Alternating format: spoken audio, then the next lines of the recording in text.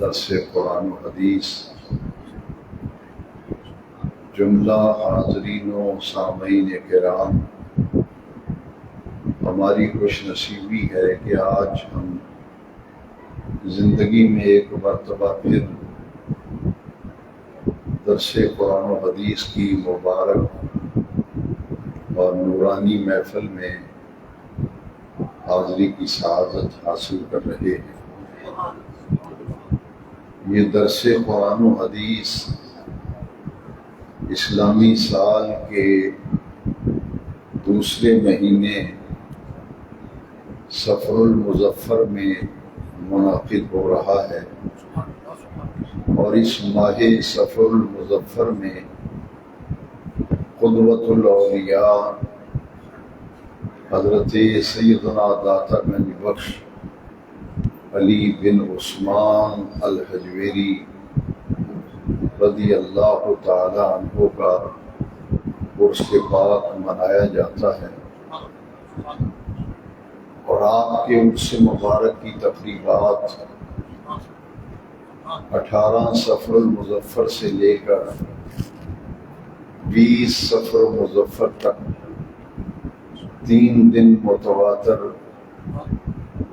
عرس پاک کی محافل کا نورانی سلسلہ جاری رہتا ہے،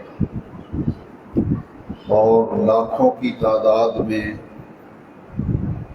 عاشقان رسول، محبان اولیاء کرام حاضری کی سعادت حاصل کرتے رہتے ہیں۔ اور اسی صفر المظفر میں 25 تاریخ کو اہل سنت و جماعت کے امام، جنہیں دنیا علم و عرفان اعلیٰ حضرت کے نام سے جانتی اور پہچانتی ہے، اعلیٰ حضرت عظیم البرکت مجدد دین و ملت امام اہل سنت امام شاہ احمد رضا خان فاضل و محدث بریلوی علیہ رحمت و رضوان،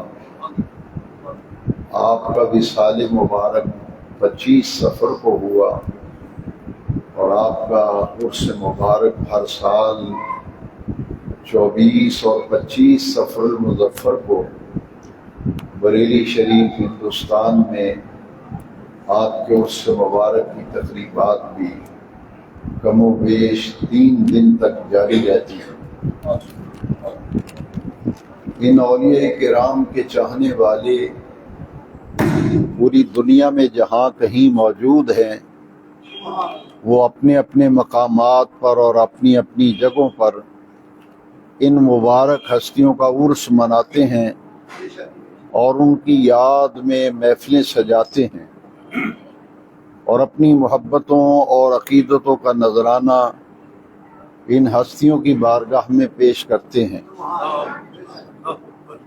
آج کے درس قرآن و حدیث کے لیے بھی ہمارے احباب نے یہ طے کیا کہ ہم درس قرآن و حدیث کے موقع پر ان 2 ہستیوں کا عرس مناتے ہیں، ان کا تذکرہ کرتے ہیں، ان کے عرس شریف کے موقع پر لنگر شریف کا اہتمام کرتے ہیں، تاکہ ان دونوں ہستیوں کے عرس کی برکتیں تمام آنے والوں کو حاصل ہو جائیں۔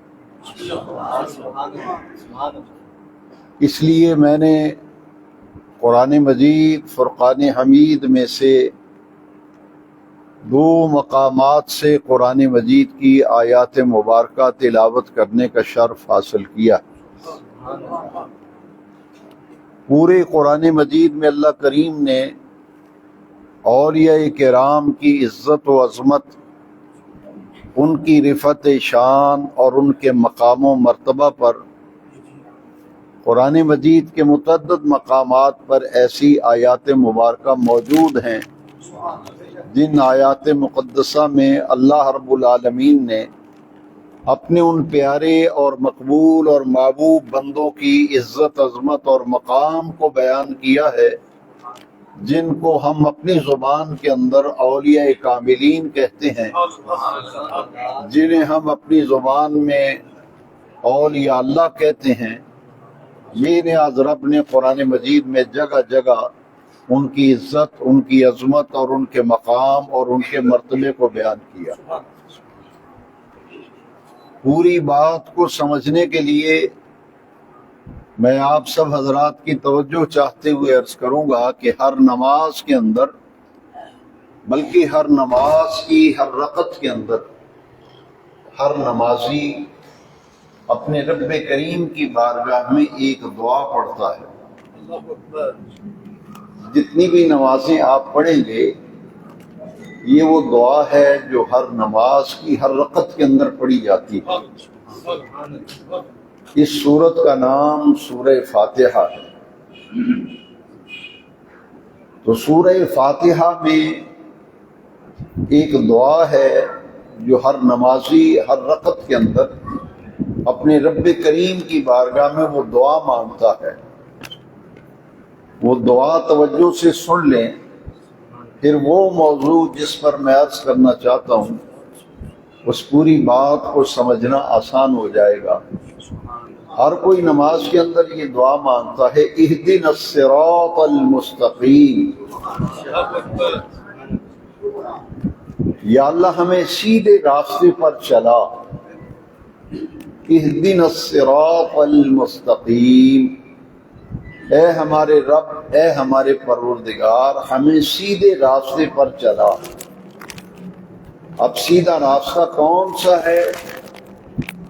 اللہ رب العالمین جل مجدہ الکریم نے خود اسی آیت کریمہ سے اگلی آیت کے اندر سیدھے راستے کی وضاحت کر دی۔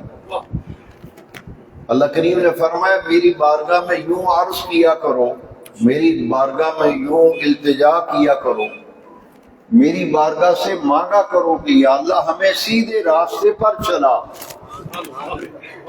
سیدھے راستے پر چلا۔ اب سیدھا راستہ کون سا ہے؟ بے نیاز رب نے اگلی آیت کے اندر وضاحت کر دی، صراط الذین انعمت علیہم، یا اللہ ان لوگوں کے راستے پر چلا جن پر تو نے اپنا انعام کیا، ان لوگوں کے راستے پر چلا جن پر تو نے اپنا انعام کیا۔ انعمت علیہم، تو نے انعام فرمایا جن پر، ہمیں ان کے راستے پہ چلا۔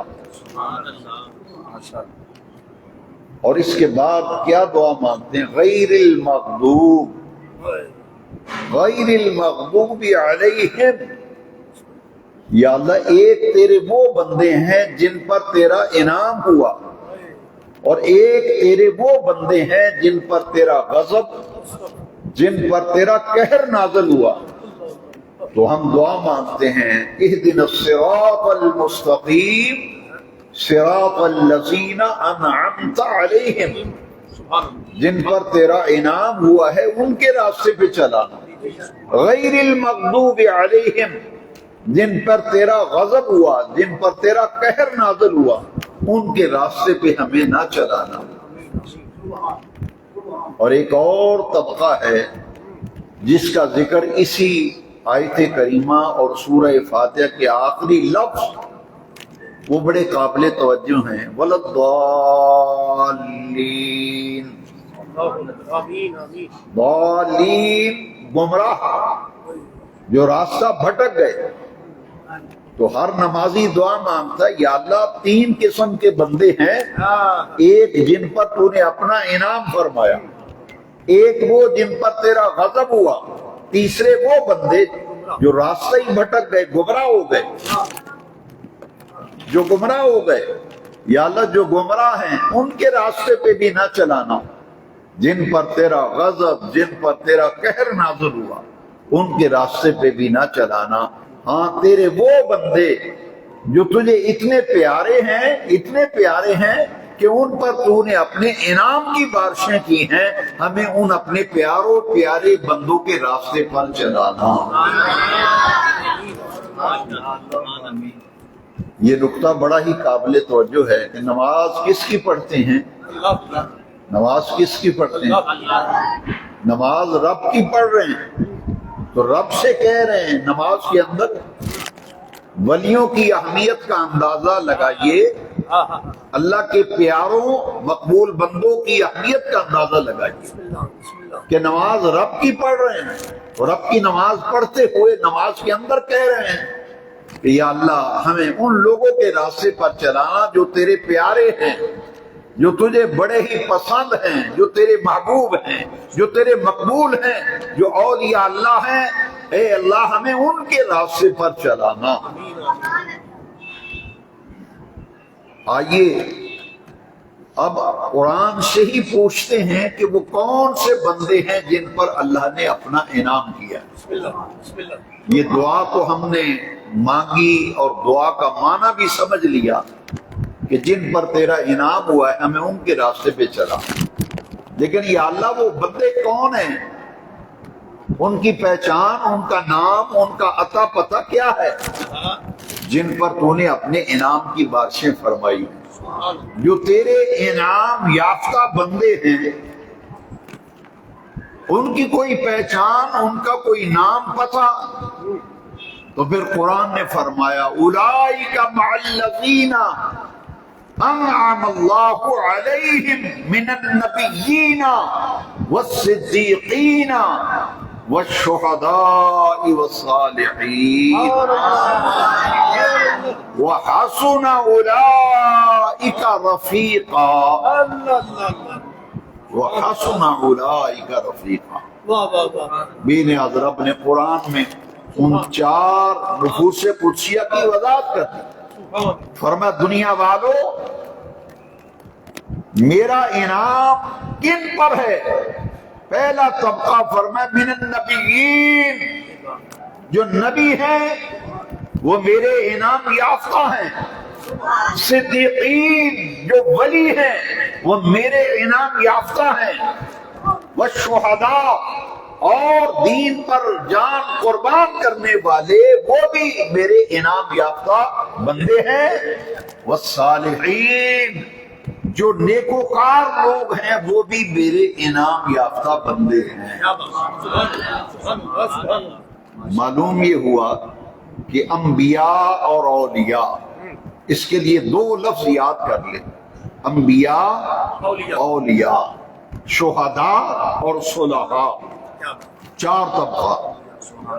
پہلے 2 لفظ کیونکہ صدیقین قرآن مجید میں جہاں جہاں صدیق کا لفظ آیا ہے, مفتی احمد یار نعیمی علیہ رحمہ حکیم الامہ قرآن پاک کی تفسیر میں لکھتے ہیں کہ قرآن مجید میں جہاں جہاں صدیق کا لفظ آیا ہے اس سے مراد اونچے درجے کے اولیاء اللہ ہیں, اونچے درجے کے اولیاء.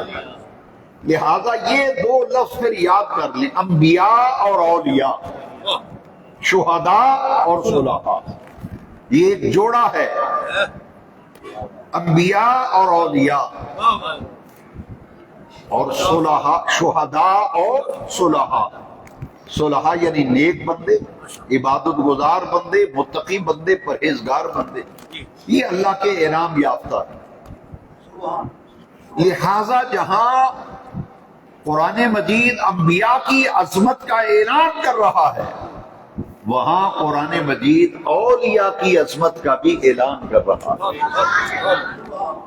چونکہ آج موضوع 2 ہستیاں ہیں, حضرت داتا گنج بخش اور امام احمد رضا سیدی اعلیٰ حضرت رحمت اللہ علیہ, 2 ہستیاں.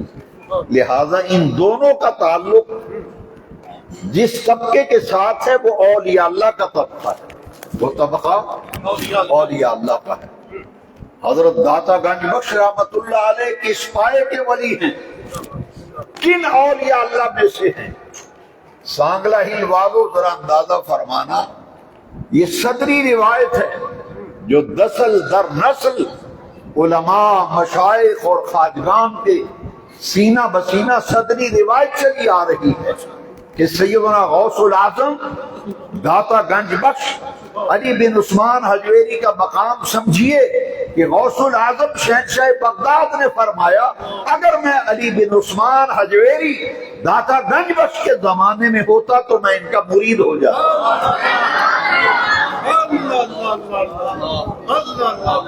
غوث اعظم جیسی ہستی کہہ رہی ہے کہ میں علی بن عثمان حجویری کے زمانے میں ہوتا تو ان کا میں مرید ہو جاتا۔ یہ اولیاء کاملین میں سے، اولیاء اللہ میں سے اونچے درجے کے ولیوں میں شمار ہوتا ہے حضرت داتا گنج بخش علی بن عثمان الحجویری رضی اللہ عنہ۔ اور ایک اور بات، ایک تو میں نے غوث اعظم کے حوالے سے بتایا، دوسرا حوالہ بڑا ہی پختہ حوالہ ہے، بڑا ہی پختہ حوالہ کہ خواجہ غریب نواز، خواجہ خواجگان، عطائے رسول فی الہند، سلطان الہند، ہند الولی، حضرت خواجہ معین الدین حسن چشتی اجمیری رضی اللہ تعالیٰ عنہ غوث پاک کی قبر سے فیض لینے کے لیے 40 دن انہوں نے داتا صاحب کے قدموں میں اعتکاف کیا۔ آج بھی عرس شریف پہ لوگ جا رہے ہیں، حاضری دے رہے ہیں۔ آپ کی جب حاضری ہو عرس شریف پہ یا عرس شریف کے علاوہ آپ جائیں تو داتا صاحب کے قدمین کی طرف آپ کو ایک چھوٹا سا حجرہ مبارکہ نظر آئے گا، اور اس حجرے مبارکے کی پیشانی میں آج بھی لکھا ہوا ہے حجرہ مبارکہ، حجرہ اعتکاف۔ یہ وہ حجرہ ہے جس جگہ سلطان الہند، ہند الولی، خواجہ خواجگان، عطائے رسول فی الہند، حضرت خواجہ غریب نواز معین الدین اجمیری نے 40 دن چلہ کشی کی تھی، اعتکاف کیا تھا، داتا صاحب کے قدموں میں بیٹھ کر اکتساب فیض کیا، فیض لیا۔ 40 دن میں جب ہر اعتبار سے حضرت داتا گنج بخش نے حضرت خواجہ غریب نواز کو بھرپور کر دیا،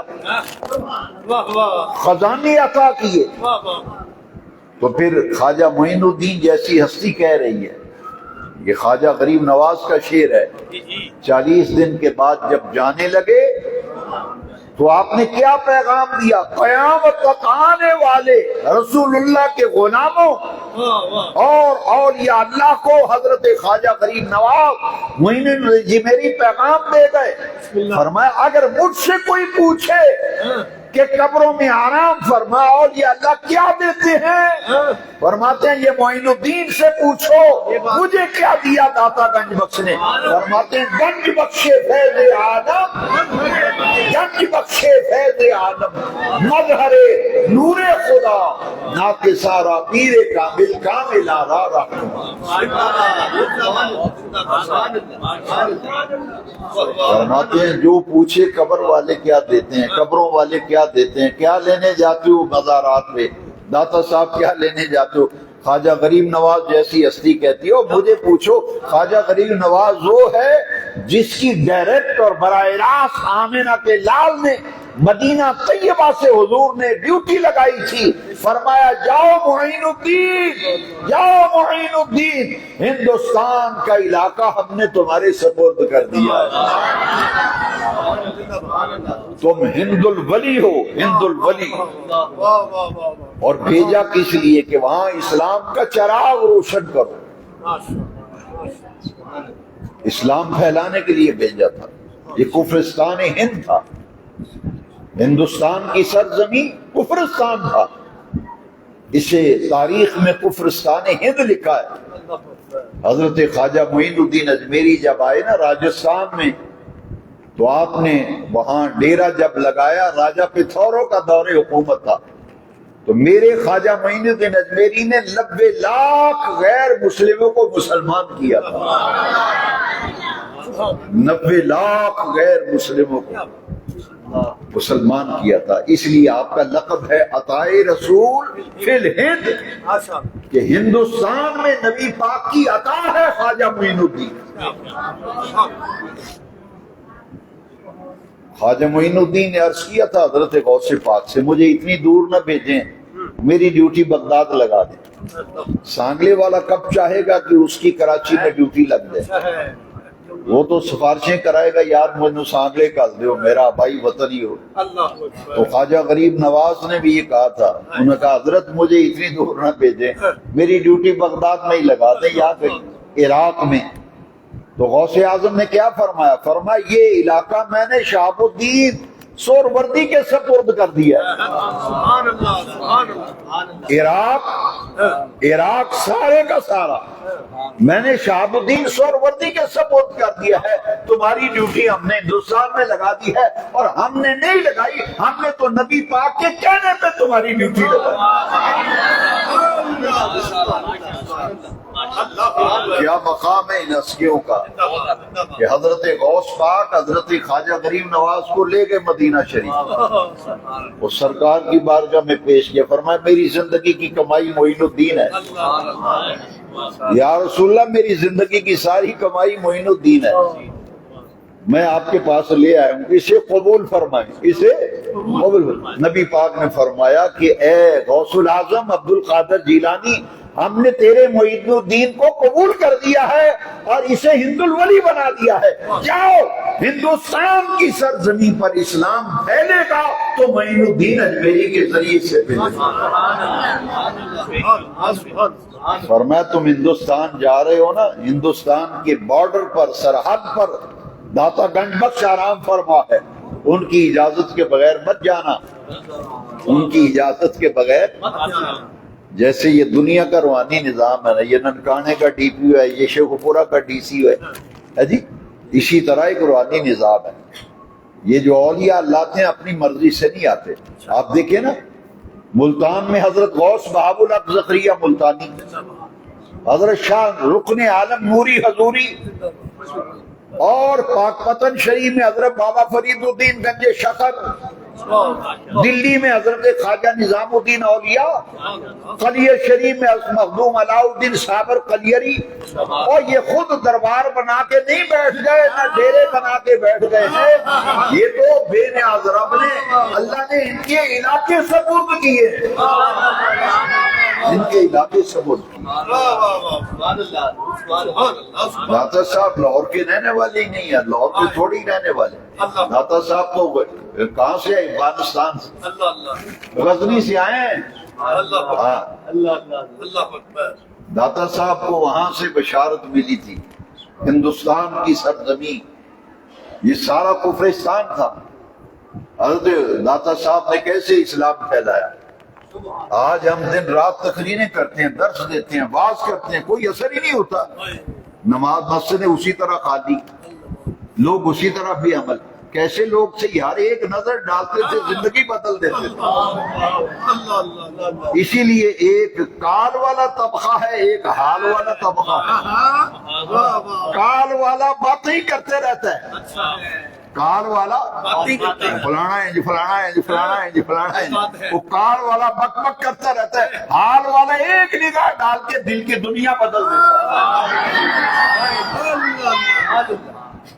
یہ تو آپ جانتے ہیں پرانے لوگ جو داتا صاحب جاتے ہیں، اب بھی وہ کہتے ہیں بڈھا راوی، یہ ان بچوں کو نہیں پتا۔ لاہور میں ایک اب تو ناڑا سا بن گیا، کہتے ہیں بڈھا راوی، کسی زمانے میں بڑا مشہور تھا۔ بسیں جب جاتی تھی نا، سانگلے سے جاتے تھے، خانقاہ شریف سے جاتے تھے، روڈ کنڈکٹر آوازیں مارتا تھا، آوازیں لگا بڈھا راوی آ گیا بھی جنہیں اترنا ہے، بڈھا راوی۔ یہ جہاں داتا صاحب کا مزار شریف ہے، اس کے بالکل قریب راوی بہتا تھا، راوی بہتا تھا۔ داتا صاحب ایک جھونپڑی میں آرام فرماتے، اللہ اللہ کر رہے تھے، رات کو عبادت کر رہے تھے۔ ایک بارات گزری نا، بارات غیر مسلموں کی، وہ راستہ بھول گئی، وہ راستہ بھول گئی، تو انہوں نے کہا یار راہ کا نہیں پتہ لگتا، ادھر جانا ہے ادھر جانا ہے۔ انہوں نے کہا او ویکھو چونپڑی وچ دیوا بڑھدا ہے، لگدا ہے اتنے کوئی بندہ ہے، اودے کول پوچھو، راہ بھول گئے ہو تو کوئی نہیں، اودے کول جاؤ نا، ہو سکتا ہے راہ دسے۔ وہاں گئے تو جھونپڑی میں ایک بابا جی نورانی چہرے والے، سفید ریش ہے، امامہ باندھا ہوا ہے، خوشبو کے حلے آ رہے ہیں، وہ اللہ کے ذکر میں عبادت میں مصروف ہے، اللہ اللہ اللہ کر رہے ہیں۔ وہ آئے، انہوں نے کہا بابا ہماری بھی بات سن، ہماری بھی بات سن۔ فرمایا کیا کہتے ہو؟ انہوں نے کہا ہم راستہ بھول گئے، ہم راستہ بھول گئے، ہمیں بتا دو راستہ، ہمیں راستہ بتا دو۔ داتا صاحب نے ایک نظر اٹھا کے دیکھا، فرمایا بتا دوں یا دکھلا دوں؟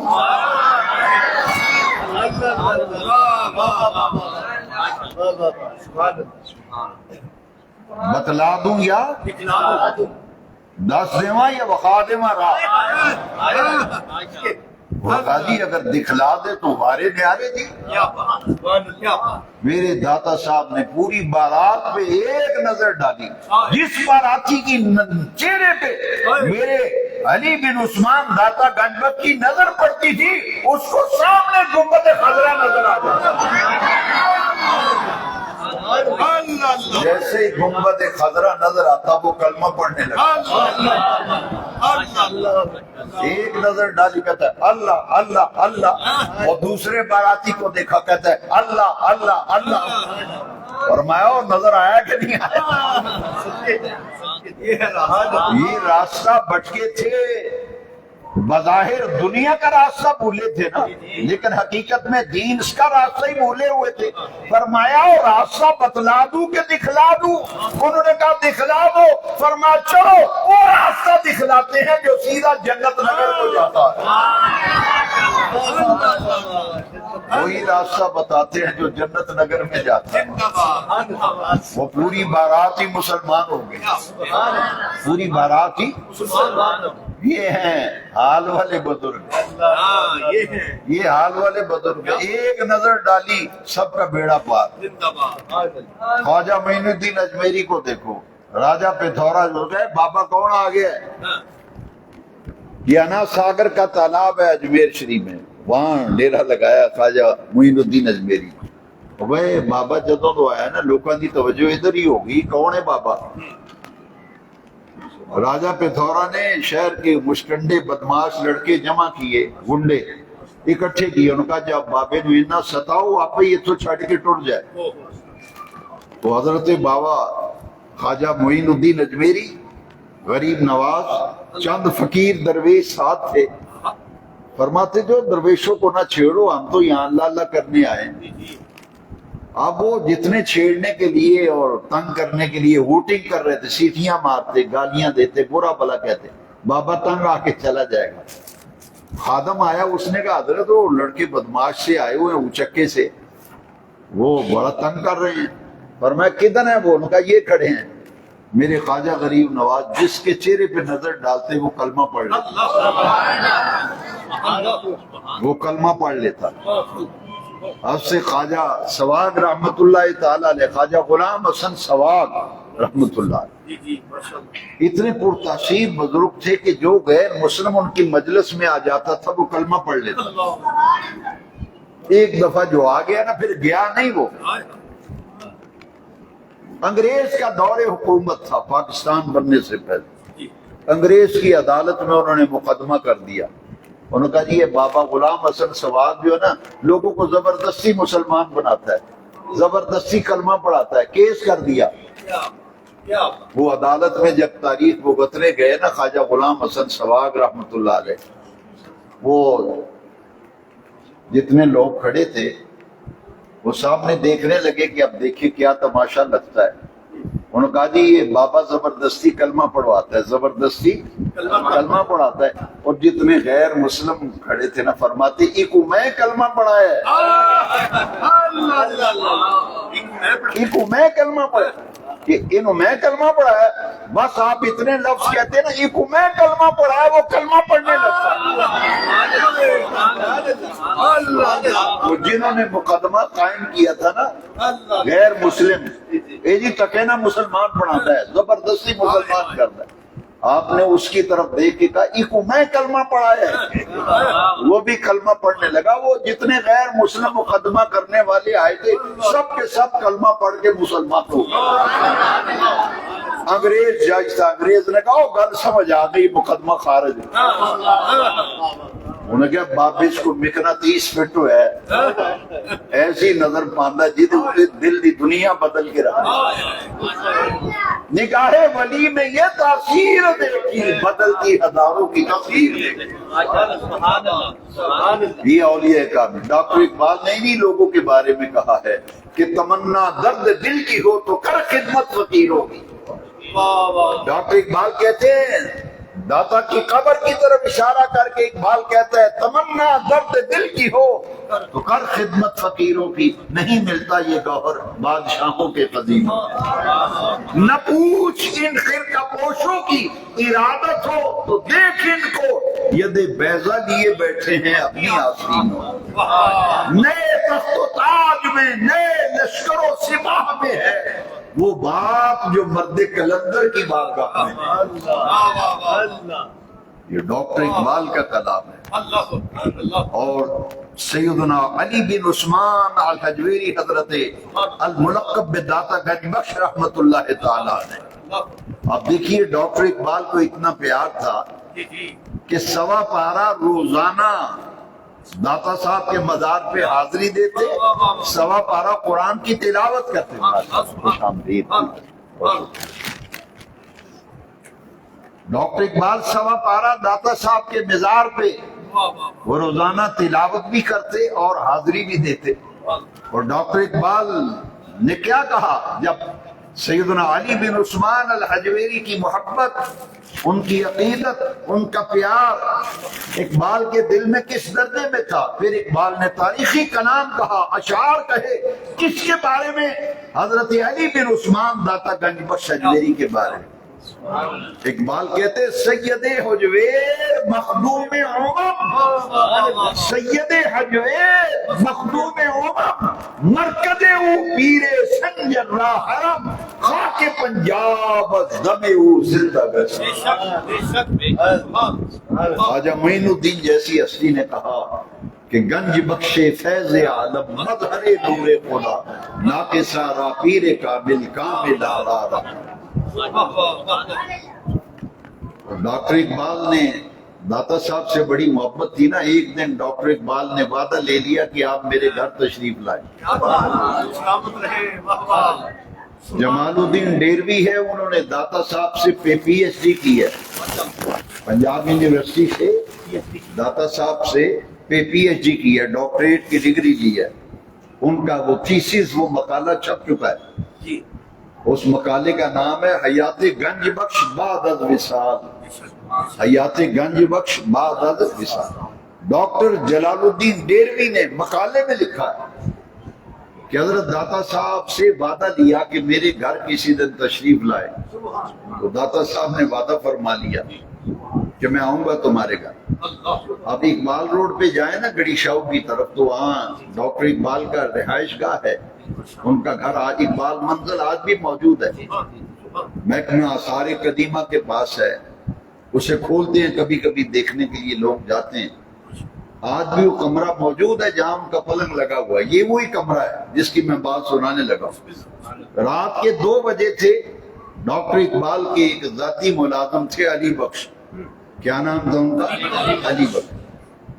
وہ پرسنل ان کے خادم تھے ذاتی کام کرتے تھے ڈاکٹر صاحب. رات کے 2 بجے کا ٹائم تھا. دروازے پہ دستک ہوئی. علی بخش دوڑ کے آیا اور دیکھا کہ ایک چھوٹے قد کے درمیانے قد کے ایک بزرگ ہے. بڑا نورانی چہرہ ہے. سفید امامہ باندھا ہوا ہے سفید ریش ہے. دروازہ کھولا تو دیکھا آگے بزرگ کھڑے ہیں. انہوں نے کہا کہ اقبال سے ملنا ہے اقبال سے ملنا ہے. اس نے کہا 2 بج رہے ہیں رات کے یہ کو آنے کا وقت ہے. تو وہ جو آنے والے بزرگ ہیں انہوں نے کہا کہ بھئی اقبال کو جا کے بتاؤ اگر وہ کہیں گے تو مل لیں گے نہیں تو میں چلا جاؤں گا. اب علی بخش کہتا ہے کہ خلاف توقع خلاف معمول کبھی ایسا نہیں ہوا. یہ تو ڈاکٹر صاحب کے آرام کا وقت تھا. کہتے ہیں میں جیسے ہی کمرے کی طرف بڑھا تو خلاف معمول ان کے کمرے کی لائٹ چل رہی تھی. میں نے جیسے ہی نوک کیا دروازے پہ اقبال ننگے پاؤں دوڑتا آیا. کہتا ہے علی بخش خیر ہے؟ کہا باہر کوئی بزرگ آئے ملنے کے لیے. ایسا ایسا ان کا نقشہ ہے چہرہ ہے. اقبال نے دوڑ لگائی وہاں سے ننگے پاؤں. علی بخش کہتا ہے آتے ہی اس نے اس بزرگ کے پاؤں پہ ہاتھ رکھا، ان کا قدم چوما اور پھر دستبوسی کی اور ہاتھ پکڑ کر کے کمرے میں لے آئے، کمرے میں لے آئے، اور جیسے ہی اندر داخل ہوئے پلنگ پہ بیٹھے تو ڈاکٹر اقبال صاحب نے پوچھا کہ حضرت ٹھنڈا چلے گا یا گرم چلے گا؟ کیونکہ زمانہ تھا دسمبر کی گرمی تھی، سردی تھی، جاڑے کا موسم، شدت کی سردی۔ تو اقبال نے پوچھا ٹھنڈا پئیں گے گرم پئیں گے؟ فرمایا ہم لسی پئیں گے، لسی۔ او سب دسمبر کا مہینہ، سردی، جاڑے کا موسم، 2 بجے لسی کہاں سے آئے؟ ڈاکٹر اقبال نے جھڑکا اور فرمایا جاؤ اسٹیشن سے پتہ کرو کہیں سے لے کے آؤ لسی۔ وہ ملازم تھا، آخر کیا کرتا؟ ولی بخش کہتے جیسے میں باہر نکلا تو میں دیکھ کے حیران رہ گیا، اقبال صاحب کے گھر کے دروازے کے بالمقابل ایک آدمی گیس جلا کے بیٹھا ہے۔ اس زمانے میں لائٹ کا تھوڑا ہی تھا یہ نظام، گیس کا وہ لیمپ لگا کے ایک آدمی بیٹھا ہوا، اس نے دہی کے کونڈے بھی رکھے ہیں، برف بھی پڑی ہوئی ہے، اور وہ لسی بلو رہا ہے۔ اس نے کہا کام یہاں ہی بن گیا، جلدی سے اس نے کہا بھی یہ لسی بنا دو۔ وہ بھر کے لسی لے آیا برتن، داتا صاحب وہ آنے والے بزرگ جو ہیں انہیں لسی پیش کی اور خاطر تواضع کی اور راز و نیاز کی باتیں ہونے لگی، اور جب وہ جانے لگے تو اجازت لی کہ اب میں چلتا ہوں۔ اقبال دروازے تک رخصت کرنے گئے، اقبال دروازے تک رخصت کرنے گئے اور روتے ہوئے اقبال نے کہا کہ بڑی لجپالی کی علی بن عثمان الحجویری، داتا گنج بخش، آپ کا مجھ پر بہت بڑا احسان کہ آپ نے اپنے قدوم میمنۃ اللزوم سے مجھے سرفراز فرمایا، اور آپ جسمانی صورت میں میرے پاس تشریف لائے، میں آپ کا قیامت تک احسان مند رہوں گا۔ یہ آپ کا مجھ پہ بہت بڑا احسان ہے کہ آپ غریب خانے پہ تشریف لائے۔ اقبال نے قدم پہ دونوں ہاتھ رکھے، دستبوسی کی اور بزرگوں کو رخصت کر دیا۔ جیسے ہی وہ دروازے سے آگے بڑھے، علی بخش کہتا ہے میں نے دائیں بائیں بہت دوڑ لگائی لیکن پتہ نہیں چلا وہ بزرگ کہاں چلے گئے۔ میرے لیے ایک مہمہ بن گیا کہ میں نے تو یہ کبھی دیکھا ہی نہیں، اب وہ نہ وہ گیس ہے نہ کونڈے ہیں دہی کے، میں ادھر دیکھتا ہوں سڑک پر۔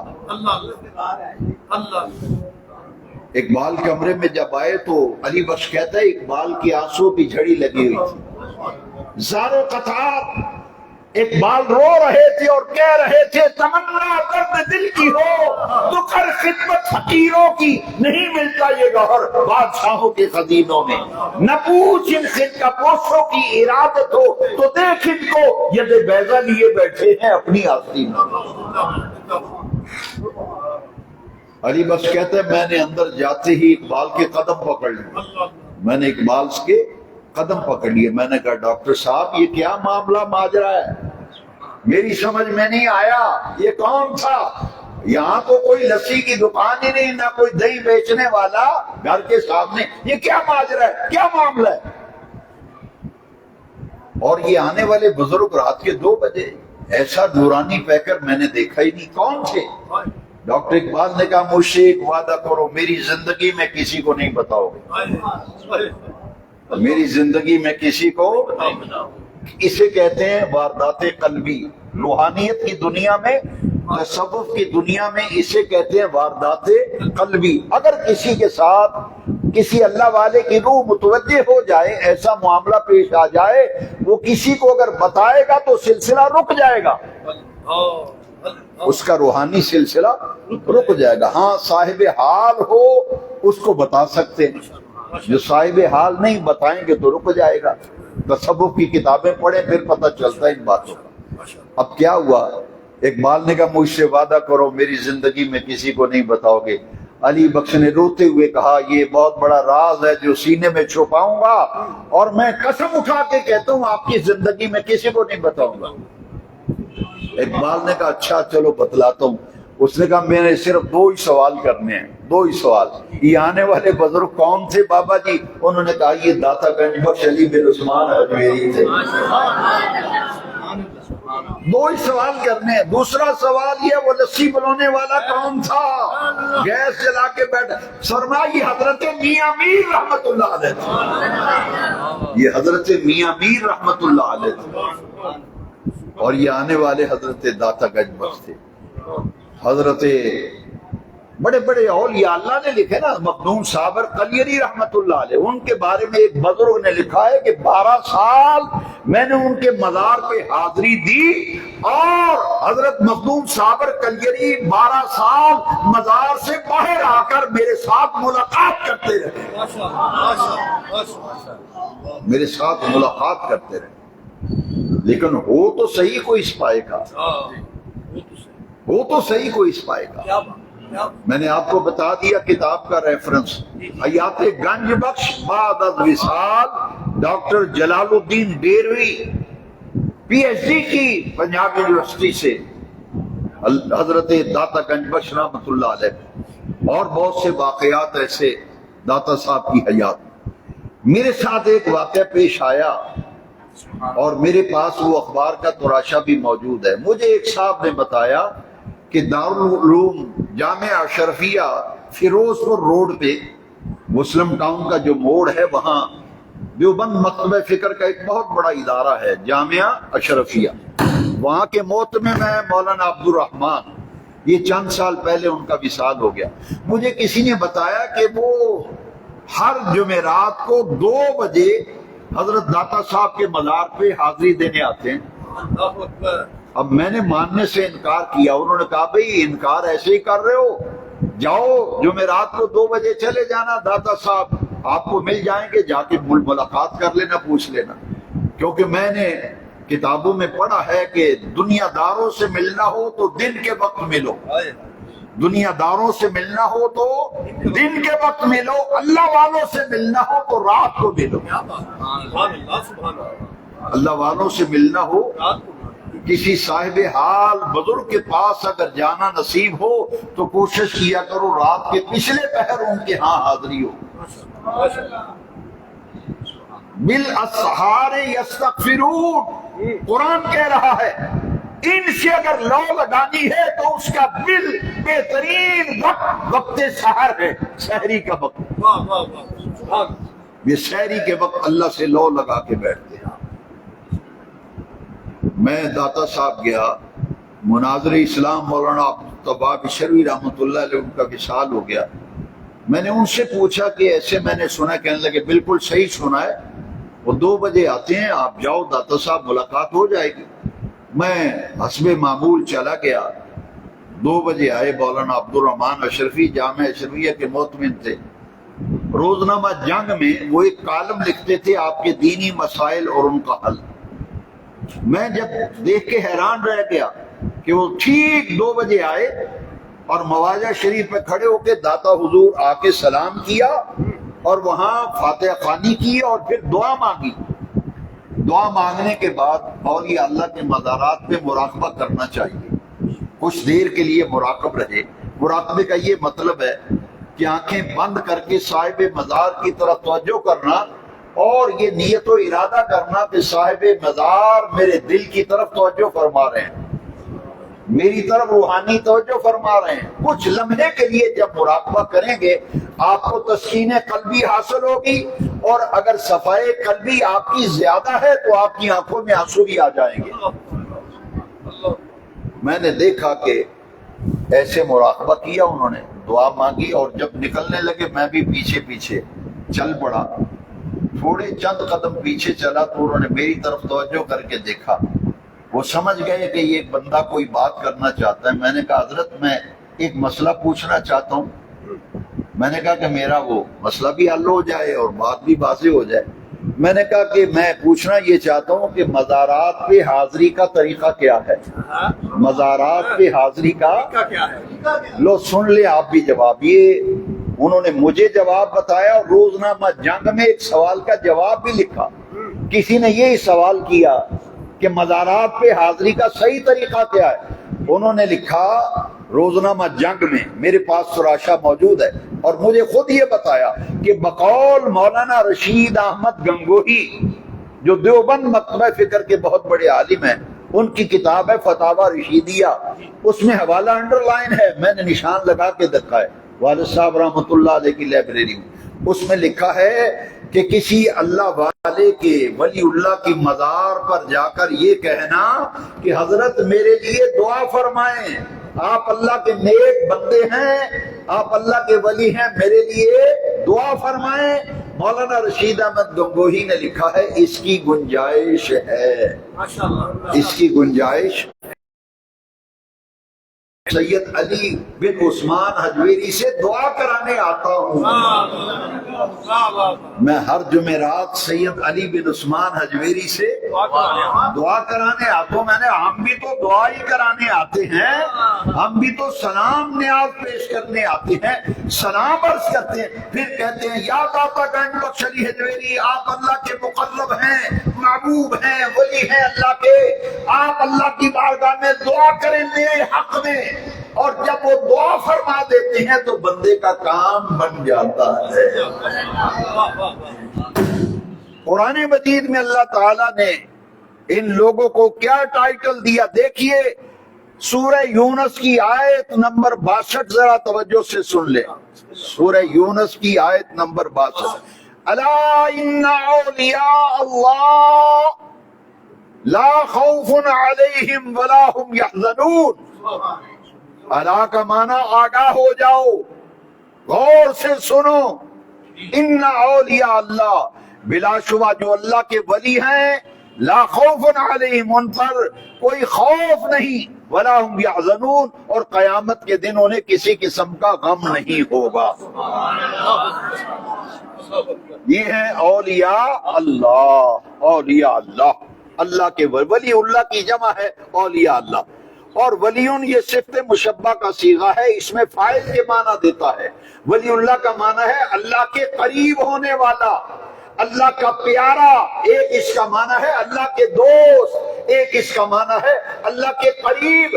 ہر ولی اللہ کے قریب ہوتا ہے، اس کا دوست ہوتا ہے، اس کا پیارا ہوتا ہے، اسی لیے تو بخاری شریف کے اندر حدیث ہے لا یزال عبدی یتقرب الی بالنوافل، کہ اللہ کا ولی فرضوں کی پابندی کے بعد نفلوں کی کثرت کر کے رب کا قرب حاصل کرتا ہے،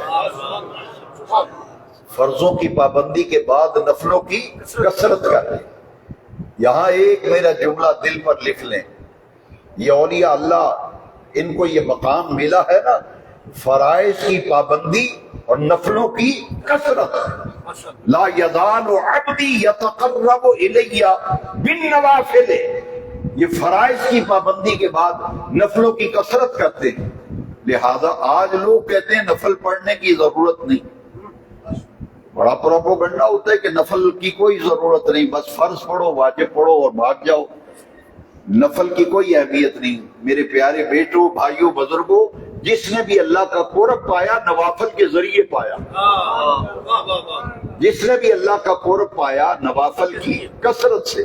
لا یزال عبدی یتقرب الی بالنوافل، کیوں؟ میرا جملہ ذرا دل پہ لکھنا، اس پورے درس کا خلاصہ سمجھ لینا۔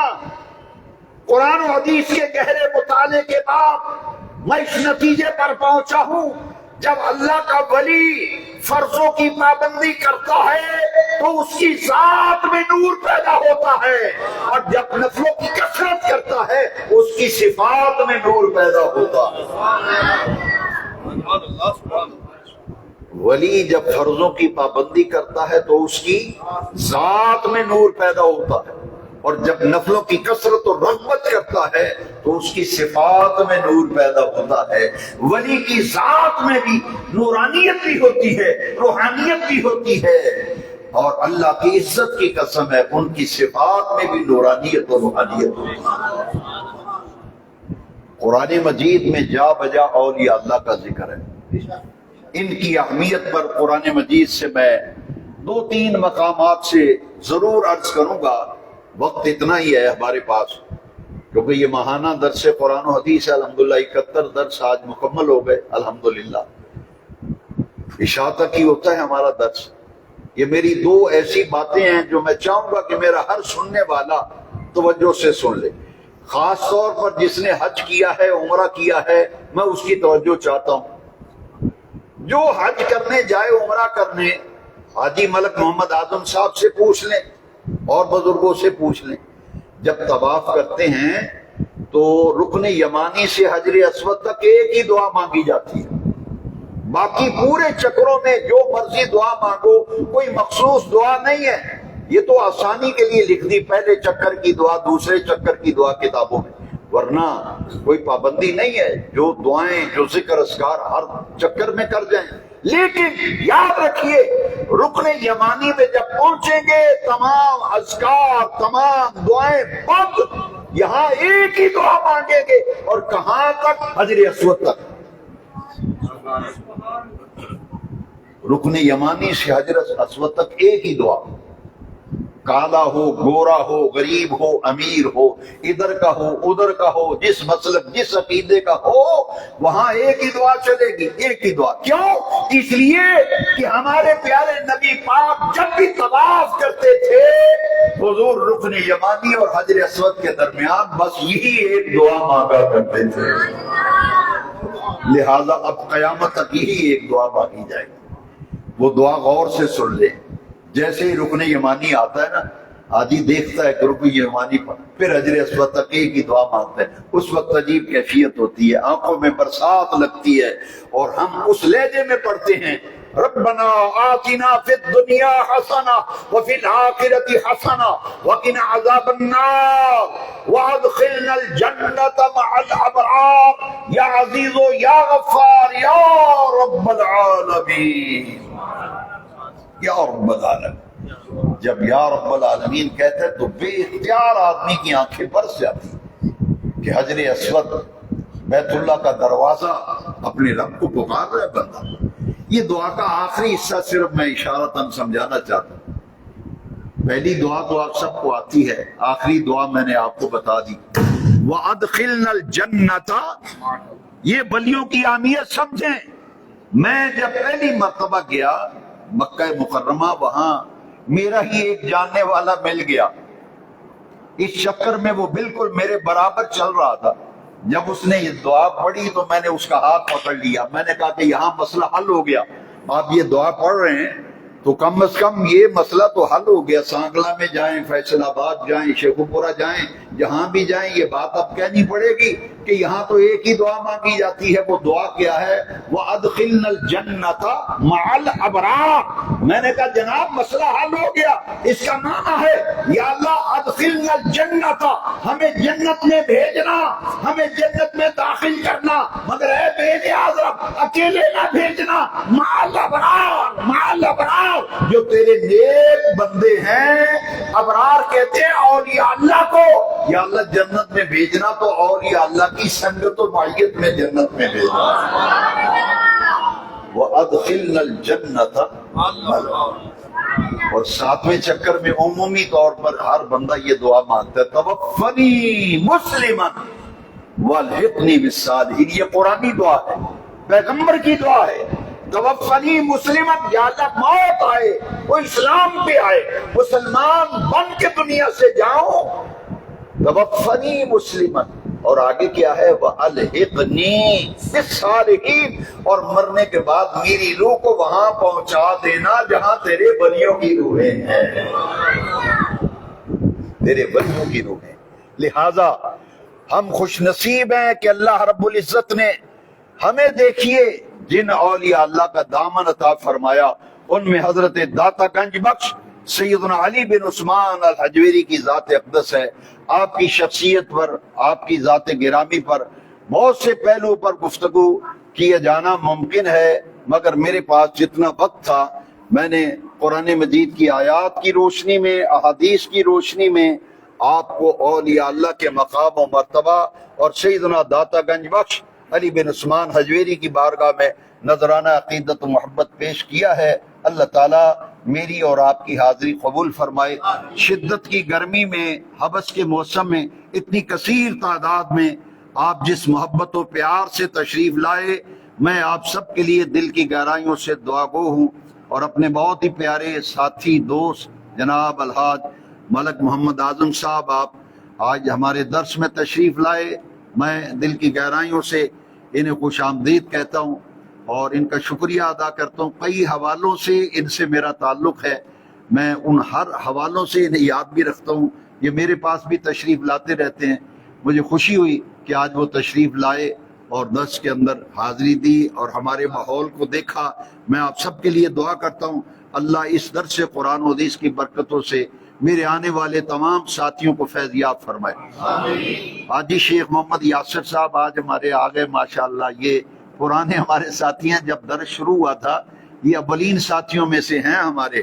محمد اشرف صاحب، محمد نفیس صاحب، ادنان صاحب، یہ سارے دوست، کس کس کا نام لوں کس کس کا نہ لوں، بہت سے نام رہ جائیں گے۔ اللہ ان سب دوستوں کو، نوجوانوں کو سلامت رکھے جو ہر مہینے بڑی استقامت سے یہ اہتمام کرتے ہیں۔ اور اس مسجد کے صدر جناب حاجی یاسین اقبال صاحب، وہ خاص طور پر ہر درس کی سرپرستی فرماتے ہیں اور بنفس نفیس تشریف بھی رکھتے ہیں۔ یہ سارے میرے مہربان آباد رہیں، اللہ انہیں شاد رکھے، اس درس کو قبول فرمائے۔ ربنا آتنا فی الدنیا حسنہ وفی الآخرۃ حسنہ وقنا عذاب النار وادخلنا الجنۃ مع الابرار یا عزیز و یا غفار یا رب العالمین۔ اے میرے رب کریم، میرے آقا کریم علیہ السلام کے وسیلہ جلیلہ سے تمام بیماروں، مریضوں کو شفا، صحت، تندرستی عطا فرما۔